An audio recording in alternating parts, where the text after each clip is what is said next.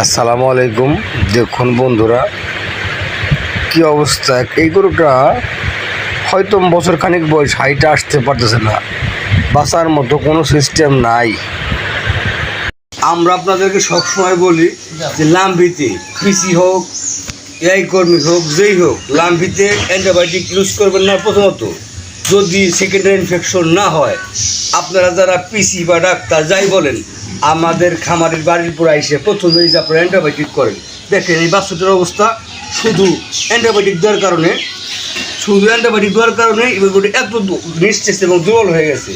তো আপনাদের কাছে বিনীত অনুরোধ থাকবে যে প্রথমত আইসা গরুর ল্যাম্পি স্কিন ডিজিজে আপনারা কেউই অ্যান্টিবায়োটিক ইউজ করবেন না। অ্যান্টিবায়োটিক ইউজ না করলেই গরুটার বাঁচার সম্ভাবনা থাকে প্রায় 70%।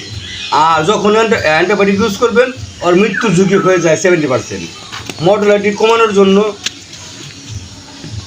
আদার যে চিকিৎসাগুলো আছে ওগুলো দিবেন। পানি খায় বারে পানি খাইতে পারে, দেন পানি খাবে হয়তো বা। তো এই দেখেন ওর ভিতরে শুকায় কষ্টকাঠিন্য অবস্থা। তো আপনারা সাথে থাকবেন,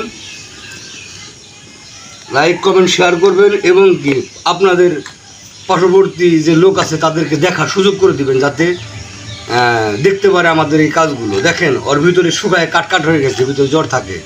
তো আশা করা যায় আমরা যখন এসে পড়ছি, আল্লাহকে সুস্থ করবে, আল্লাহকে হায়াত দান করুক। আর আসসালামু আলাইকুম।